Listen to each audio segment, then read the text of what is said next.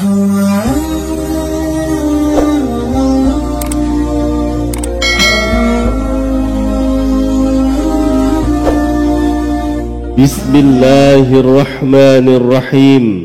Assalamualaikum warahmatullahi wabarakatuh.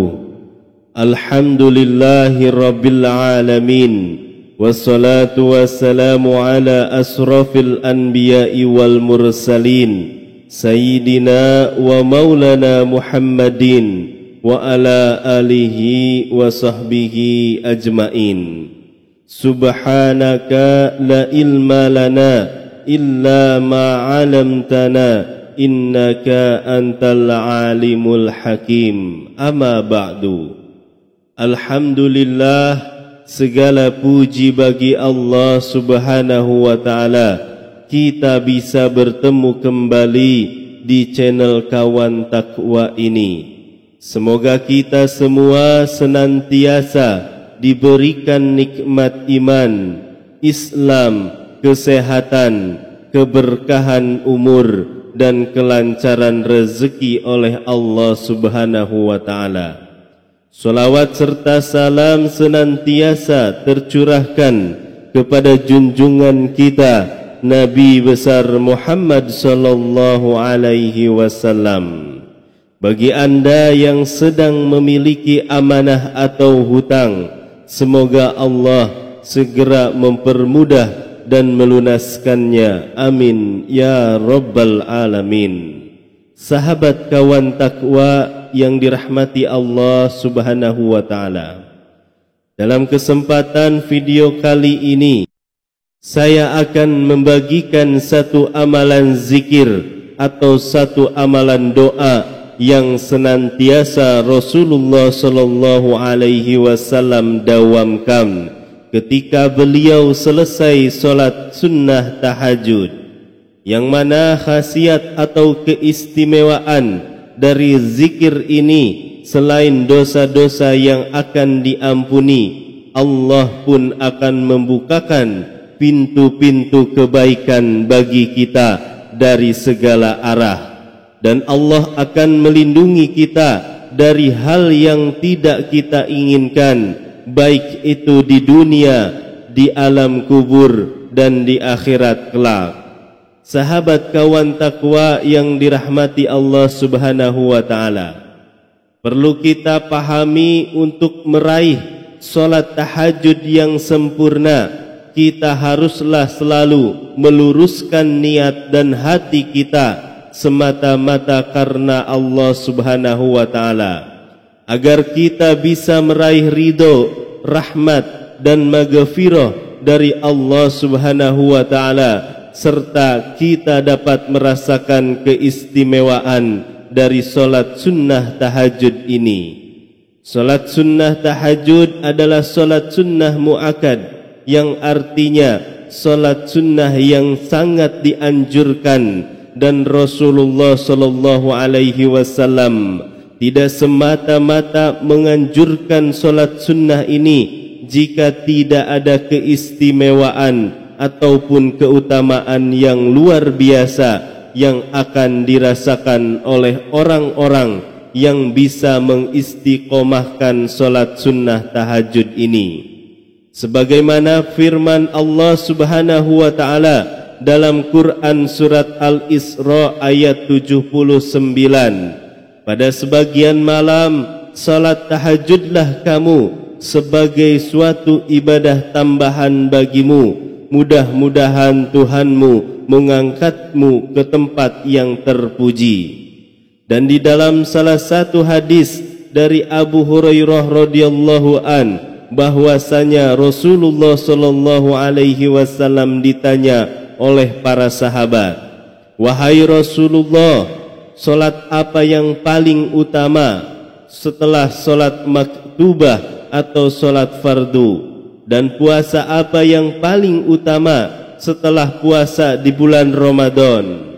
Kemudian Rasulullah sallallahu alaihi wasallam pun menjawab, "Solat yang paling utama setelah solat maktubah atau solat fardu adalah solat di tengah malam atau solat tahajud, dan puasa yang paling utama setelah puasa di bulan Ramadan adalah puasa di bulan Allah, yaitu Muharram. Hadis riwayat Muslim. Rasulullah sallallahu alaihi wasallam sangat menganjurkan kepada kita selaku umatnya untuk senantiasa mendawamkan solat sunnah tahajud ini. Sebagaimana suatu hadis yang diriwayatkan oleh Imam Bukhari dari Abu Umamah Al-Bahili bahwasanya Rasulullah sallallahu alaihi wasallam bersabda, diharuskan kepada kalian melakukan qiyamul lail, karena sesungguhnya qiyamul lail ini merupakan kebiasaan orang-orang soleh sebelum kalian. Dan qiyamul lail ini merupakan ibadah untuk mendekatkan diri kepada Rabb kalian dan melebur berbagai kesalahan dan mencegah dari perbuatan dosa. Hadis riwayat Bukhari. Untuk bisa menggapai khasiat dari doa atau sebuah zikir, perlu kita pahami dan ketahui, kita haruslah membacanya ataupun mengamalkan zikir atau doa tersebut di waktu yang mustajabah. Dan salah satu waktu yang sangatlah mustajabah yaitu di sepertiga malam, terkhusus di sepertiga malam yang terakhir.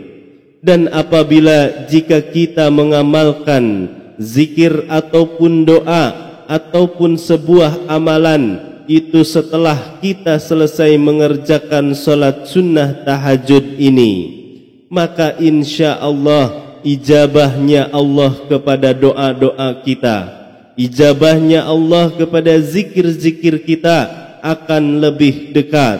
Dan barang siapa yang membacakan zikir berikut ini setelah selesai mengerjakan solat sunnah tahajud, maka bukan hanya kesalahannya saja yang akan diampuni Allah subhanahu wa ta'ala, Allah akan membukakan pintu-pintu kebaikan untuknya dari segala arah, dan Allah akan melindungi kita dari segala hal yang tidak diinginkan, baik itu di dunia, di alam kubur, dan di akhirat nanti.